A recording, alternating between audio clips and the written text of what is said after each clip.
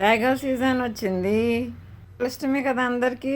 నాకు కూడా చాలా ఇష్టం తేగలు. కానీ ఇప్పుడు నేను ఏం చేస్తున్నానంటే తేగలతో లడ్డు చేస్తున్నా. ఇది ఎలా చేయాలో చూద్దాం. ఇక్కడ కాల్చిన తేగలు తీసుకున్నాను నేను. మీరు పచ్చి కూడా తీసుకోవచ్చు. పచ్చి అయితే 3 విజిల్స్ వచ్చే వరకు కుక్కర్లో ఉడకబెట్టండి. తేగలు అంటే చాలామందికి ఇష్టము, కొంతమందికి అసలు ఇష్టం ఉండదు. అసలు ఇష్టం లేని వాళ్ళు నేను చేసే పద్ధతిలో ఒకసారి ట్రై చేయండి. తేగలకి పీచు తీసుకోవాలి. తేగల లోపల చందమామ అంటారంటే అది తీసేయాలి.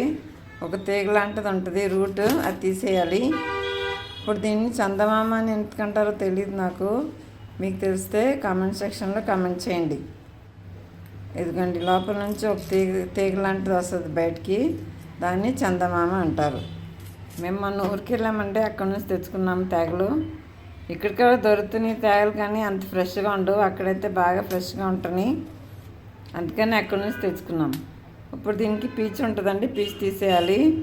చిన్న చిన్న ముక్కలు తుంచితే దానిలో పీచు వచ్చేస్తుంది. పీచు తీసేసి నేను ఇక్కడ తురుముకున్నానండి. తురుముకుంటే చాలా కష్టమైంది నాకు. దాని తర్వాత నేను మిక్సీ జార్లో వేసాను. మిక్సీ జార్లో పల్స్ ఇచ్చుకుంటూ గ్రైండ్ చేసుకోవాలి.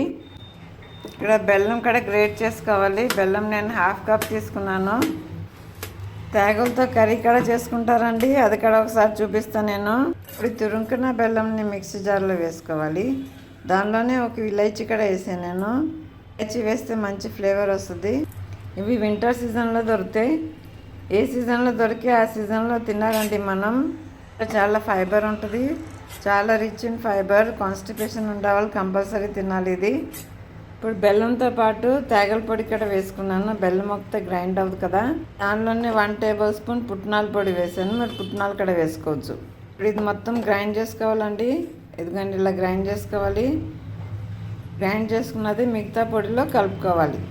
ఇదిగోండి ఇలా కలుపుకోవాలండి. చాలా ఈజీగా ప్రిపేర్ అయిపోతాయి లడ్డూలు. దీనిలో మీరు కావాలంటే కొంచెం నెయ్యి కూడా వేసుకోవచ్చు, నేను వేయలేదు. నెయ్యి వేస్తే ఇక్కడ ఇంకా బాగుంటుంది. చాలా హెల్తీ రెసిపీ అండి ఇది. చాలా ఫైబర్ ఉంటుందని చెప్పాను కదా నేను. తేగలు అంటే తాటి స్టెమ్ అండి. స్టెమ్లో కూడా చాలా విటమిన్స్ ఇంకా ఫైబర్ ఉంటుంది.